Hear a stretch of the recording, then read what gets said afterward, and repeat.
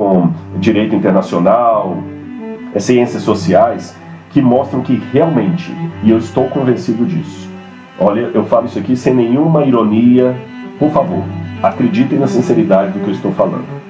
Deixando meus pensamentos adventistas de lado, sem nenhuma ironia, sem nenhuma indireta, sem nenhuma mascaração, hoje, o único mecanismo que realmente teria condições de propor uma reforma mundial é o Vaticano, é o Papa Francisco.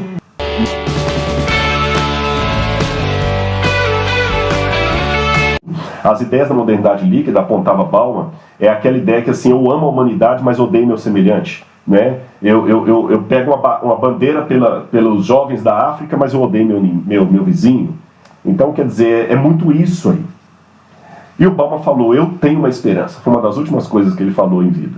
A minha esperança está no homem, Papa Francisco. Peraí, deixa eu explicar isso aqui para vocês primeiro. O Papa Francisco, quando o Bauman falou que o Papa Francisco, para ele, era o homem que deveria unir o mundo, as pessoas perguntaram, mas como? E o Bauman até participou de um livro em homenagem ao Papa Francisco, e o próprio Papa Francisco teve um encontro com Bauman, onde ele falou assim, para mim você é o homem que tem a capacidade política de salvar o planeta. O Papa Francisco, que é um homem muito tímido, ele não é dado a elogios e afagos, ele até riu e falou, ninguém nunca me falou isso, mas pense, eu sei o que eu estou falando.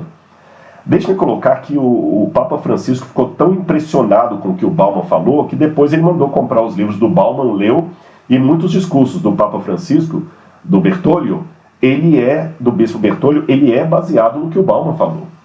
E, por exemplo, quando ele fala a ideia de a casa comum, né, fazer o mundo a nossa casa comum, um ecumenismo diferente e tudo mais, ele está ecoando as ideias do Bauman. A ideia, por exemplo, de trocar essa ideia de globalização por glocalização. O que é glocalização? Ele até usa uma expressão também de globalização mais sadia, onde você respeita a individualidade, a identidade com o grupo, sem querer unificar todo mundo na mesma bandeira. Sabe o que é? Unidade na diversidade. O Papa pegou essa vibe aí do Bauman e ele falou, vamos unir o mundo. Essa proposta que ele teve do Sínodo da Amazônia, e agora isso que ele ia fazer e foi frustrado por causa do coronavírus, para dar valor à juventude, o Papa está bebendo em Bauman. E deixe-me dizer para você que Bauman, ele não era um lunático. Para ele falar, o Bauman é o tipo do intelectual que lê 2.000 páginas para falar 2 palavras. Entenderam? Não é como aquele intelectualoide de internet que leu a metade do livro do Nietzsche e já vai vociferando aí, vomitando tudo, repetindo apenas o que os professores falam na universidade. Não, não é desse tipo não. O Bauman lia, ele analisava, ele tinha pensamento pessoal, ele revolucionou a sociologia. Hoje muita gente já fala, não podemos usar pós-modernidade por causa de Bauman. Então não é um camarada qualquer, não quero aqui cair na falácia do argumento por autoridade, mas apenas acentuar que Bauman não dava uma opinião gratuita, percebeu? E por que ele falou que o Papa deveria ser o homem? Ele estava certo. Existem artigos científicos, inclusive eu tenho um aqui, que foi publicado na revista... deixa eu só procurar aqui, não é esse aqui não. Eu tinha um artigo aqui, depois eu vou passar para vocês. Algumas referências aqui eu posso até depois colocar no descritor, de alguma forma. Achei aqui, ó, Revista Brasileira de Política Internacional. Foi um artigo publicado em 2015, agora em inglês. Papa Francisco e os desafios da diplomacia intercivilizacional. O autor aqui é Boris Vukcevich, porque ele deve ser polonês. Ele é da Universidade de Montenegro, da Faculdade de Ciências Políticas, e escreveu um artigo indexado, muito interessante, e eu li esse artigo, e há outros também, de pessoas que trabalham com direito internacional, ciências sociais, que mostram que realmente, e eu estou convencido disso, olha, eu falo isso aqui sem nenhuma ironia, por favor, acreditem na sinceridade do que eu estou falando. Deixando meus pensamentos adventistas de lado, sem nenhuma ironia, sem nenhuma indireta, sem nenhuma mascaração, hoje, o único mecanismo que realmente teria condições de propor uma reforma mundial é o Vaticano, é o Papa Francisco. Não é o presidente Donald Trump, não é a China, por mais que mas a economia da China, eu vou te mostrar que tudo isso é balela também daqui a pouquinho, não é a China, tem muita gente aí achando que a China é a coqueluche, porque a gripe da China contaminou o mundo inteiro, inclusive na economia, mas calma, que eu estou fazendo a leitura dos tempos, falta o prognóstico, falta exercício de futurologia. O Vaticano, na sua trajetória, ele já passou por várias derrocadas. O Vaticano foi a única potência da época da Idade Média que está de pé até hoje. Tá certo? A única potência. Você vê que todas as outras, a Europa se reconfigurou várias vezes, os feudos, os condados, os reinos, caíram reis, vieram reis, mas o Papa está lá. Tá certo? Só tem aquela guarda suíça lá e mesmo assim ele sobreviveu a Hitler. Tem toda uma questão, por que Hitler não invadiu o Vaticano, não interessa, ele perdeu a Santa Sé quando Napoleão prendeu o Papa, quando Napoleão mandou o general Berthier prender o Papa Pio VI, e o Papa foi preso, pouco tempo depois o Vaticano perdeu a Santa Sé, e veio Mussolini que devolveu a Santa Sé de novo para o Vaticano, se eu não me engano, em 1929, teve toda a derrocada da época da briga dos papas de Avignon contra os papas de Roma, o racha que teve na igreja com o patriarca de Constantinopla, não aceitando o bispo de Roma, e a igreja sempre assim, ela caía e levantava, caía e levantava, caía e levantava. E isso está aí até hoje. E é o único líder mundial que eu conheço que consegue transitar pelo mundo muçulmano tranquilo. O Trump não tem coragem de ir à Arábia Saudita ou ao Irã. Mas o Papa transita por esses lugares. Ele fez uma missa na Arábia Saudita. Aliás, a Arábia Saudita está como aliada agora, né? Eu dei o exemplo errado, mas vocês entenderam o que eu quis dizer. O Trump não pode ir a qualquer país muçulmano. O Papa pode. Esse é o ponto que eu queria acentuar. O Trump não pode ir a qualquer lugar comunista. O Papa pode. O Papa tem livre trânsito. Ele é um camarada carismático. Ele não tem um passado de sujeira. E esse filme que veio agora, Os Dois Papas, ele veio a propósito. Não foi sem graça. Há coisas por detrás de tudo isso. E o que há por detrás de tudo isso? Eu quero mostrar para vocês um livro que me chamou muita atenção, que eu li esses dias. Próximo slide aqui. The Portening Instinct. A Cultural History of Humanity's Search for Meaning. Esse é um livro de Jeremiah Lant. Ele é um escritor. Ele trabalhou muito tempo com redes sociais, é um gênio também brilhante. E esse livro é fantástico. Eu li esse livro, ele fala de algumas coisas muito próprias, parecidas com o que o Bauman fala. Não é religioso, não é crente, não é teólogo, tá bem? E agora, recentemente, ele escreveu um artigo sobre o coronavírus. E ele colocou o seguinte: o coronavírus já soletra o fim da era neoliberal. O que vem a seguir? E ele coloca uma pergunta. O coronavírus é uma política crucial, esmagando e refazendo todas as normas correntes, reformulando todas as normas correntes. Será que essa nova era haverá de ser uma fortaleza da terra ou prenúncio de uma sociedade transformada baseada no novo coleção de valores, no novo conjunto de valores? E o que ele quis dizer com isso aqui? Gente, primeiro ele faz alertas terríveis. Eu fui até checar alguns alertas dele para ver se não eram fictícios. Eu gosto de checar as fontes e eu confirmei que era verdade. Em 2017, mais de 15 mil cientistas de 184 países fizeram uma declaração conjunta de alerta à humanidade que o tempo está se esgotando. E em breve será muito tarde. Esses mais de 15 mil cientistas de 184 países escreveram: em breve será muito tarde. Nós poderemos acabar caindo num caminho do qual não haverá mais volta nessa trajetória. E me chama a atenção, eu vou pedir licença aqui, muita gente vai falar da Ellen White agora. Olha, se eu citei Bauman, se eu citei o Papa, se eu citei Jeremiah Lant, que se eu citei, às vezes eu cito até ateus, citei Sartre, por que eu não posso citar Ellen White? Tá bom? Se você tem algum problema com a questão profética dela, um amigo pastor que eu gosto muito falou comigo: Rodrigo, o seu problema é essa Ellen White, ela vai te trazer complicações. Eu falei: pastor, não, desculpe-me. Pelo contrário, ela me traz muita coisa boa. Olha a reforma de saúde que nós temos aí, muitos conselhos dela são maravilhosos. E eu fico tranquilo, porque eu não preciso de Ellen White para nada do que eu acredito, no sentido que a minha doutrina vem da Bíblia. Eu quase nunca cito Ellen White no púlpito. É só a Bíblia e só a Bíblia. Só vou citar Ellen White aqui porque me chamou a atenção isso, tá bem? Então, se você ficou chateado que eu citei Ellen White aqui, ouça como eu citei Sartre, tá bom? Só isso. Uma vez eu estava conversando com um amigo meu, Dr. Alberto Tim, e sobre algumas coisas ele falou que é interessante que Roger Kuhn havia mencionado que Ellen White fazia um prognóstico também, que no futuro a unificação do mundo, o decreto dominical, eu explico isso numa outra palestra, viria por 4 coisas básicas. Uma grave crise moral, em termos mundiais, e desastres econômicos, ecológicos, de transporte. Eu fui correr atrás do que o Dr. Tim tinha falado e achei a fonte do livro de Roger Kuhn, e até está na tela para vocês. E me chamou a atenção, por que eu coloquei essa citação de Ellen White? Porque o Jeremiah Land, ele coloca justamente os mesmos pontos que Ellen White coloca, os mesmos pontos. E Bauman também coloca os mesmos pontos, quase na mesma ordem. Que hoje nós temos uma grave crise moral, estou citando os 2 autores que eu mencionei, o Bauman e o Jeremiah Land, crise moral, crise econômica, crise ecológica e crises no transporte. Por quê? Uma das coisas que Bauman percebeu que a Revolução Industrial trouxe um problema, muita gente mudando de um lugar para outro, as migrações estão muito mais rápidas e em maior volume. Você vê o problema hoje da Europa com a crise de imigração, por isso que o coronavírus tem uma característica muito pior do que a gripe espanhola de 1918, se eu não me engano, muito pior do que a gripe espanhola, porque hoje a movimentação das pessoas é muito rápida.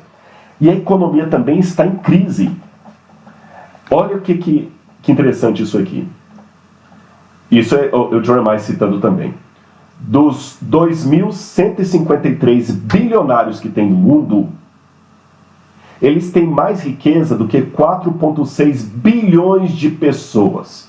Eu fiquei tão assustado com isso que eu falei assim, não, peraí, eu vou procurar a fonte. Eu fui lá no World Economic Forum e realmente está lá, em Davos foi colocado esse dado. Volta para mim aqui, por favor. Eu quero olhar para você agora, que eu quero citar para você o que foi dito aqui. 2.000 e poucos bilionários têm 60% do PIB de todo o planeta. Então a coisa é muito séria. Hoje a riqueza do mundo não está nas mãos dos governos. 60% de toda a riqueza produzida no mundo está na mão de 2.000 e poucos bilionários. Isso é muito sério. Isso não pode continuar. E antes que alguém pense que isso pareceu até uma defesa minha ao socialismo, não, também não é. Eu vou explicar o que o Bauman disse.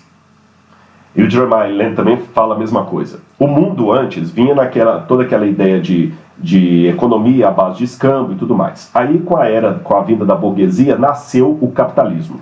Tá bem? O capitalismo e o neoliberalismo que vem depois é a intervenção mínima do Estado sobre a riqueza. Quanto menos o Estado interferir na riqueza e no comércio, mais o próprio comércio vai se autorregular.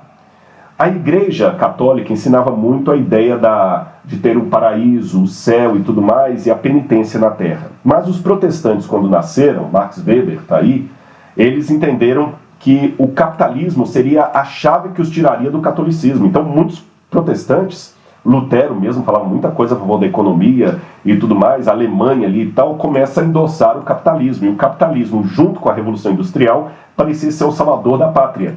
Marx coloca uma contraproposta que seria o comunismo, o socialismo. O que acontece hoje? O mundo hoje não dá conta de continuar capitalista mais.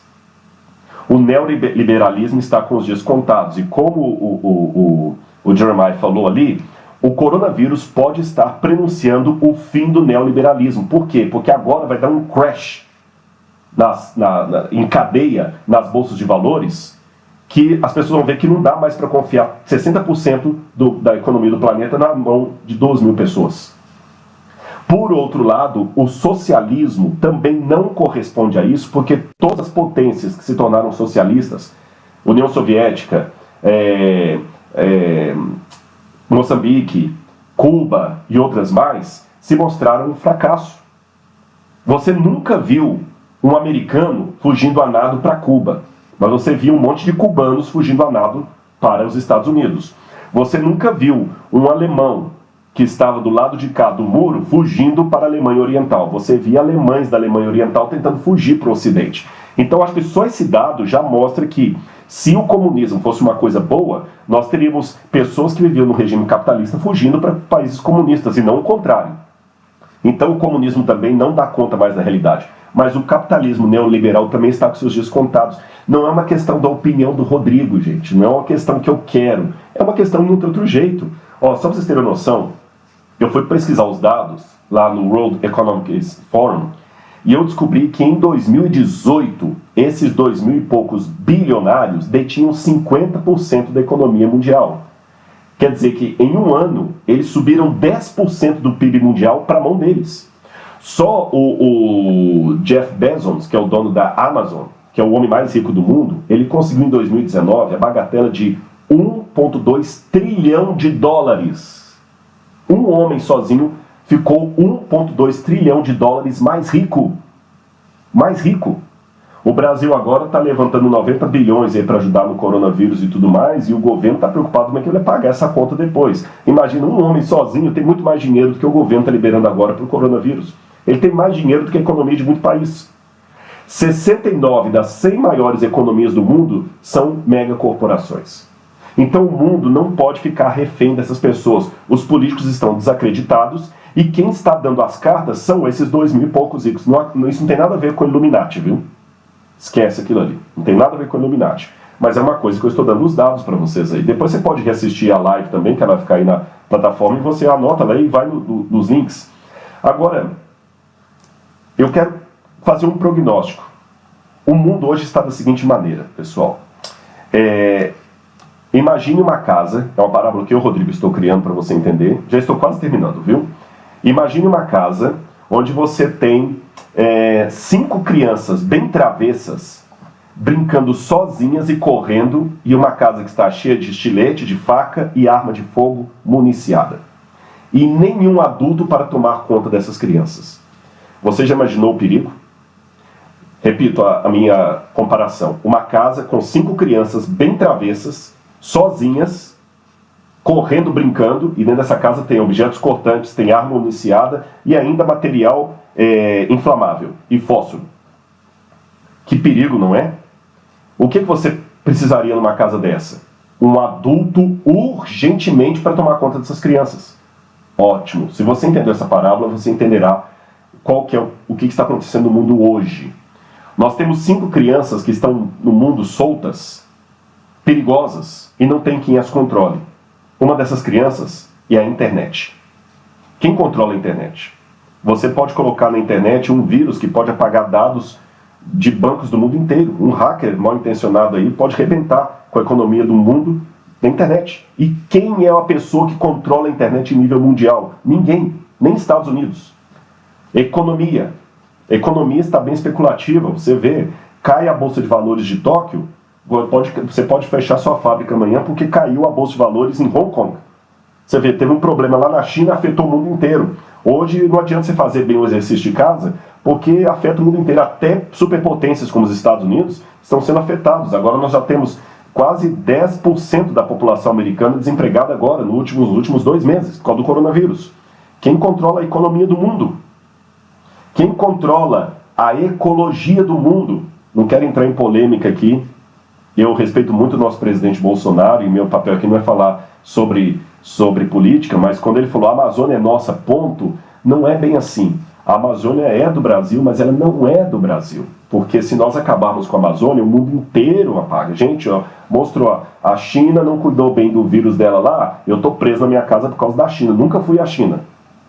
Então, hoje, quem controla os problemas ecológicos do mundo?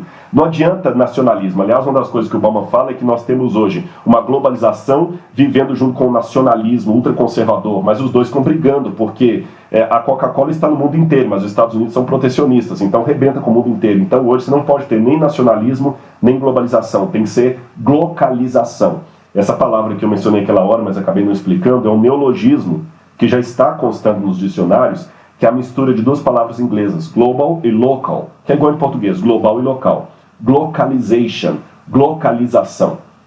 é você ter uma união dos povos, mas mantendo a independência de cada um, a identidade própria de cada um. Quem controla, então, já falei, internet. Quem controla economia? Quem controla economia? Quem controla tráfico de drogas e de armas no mundo? No mundo. O camarada apronta aqui, foge para o Paraguai e está livre. E por fim, quem controla também as migrações de pessoas migrando para a Europa, porque o país dela está ruim. Não é bom para o europeu que muita gente migre para lá, é bom que o país do outro esteja bom para ele ficar lá e vir aqui só passear. Essas 5 crenças estão perdidas e nós precisamos de um governo único no mundo hoje.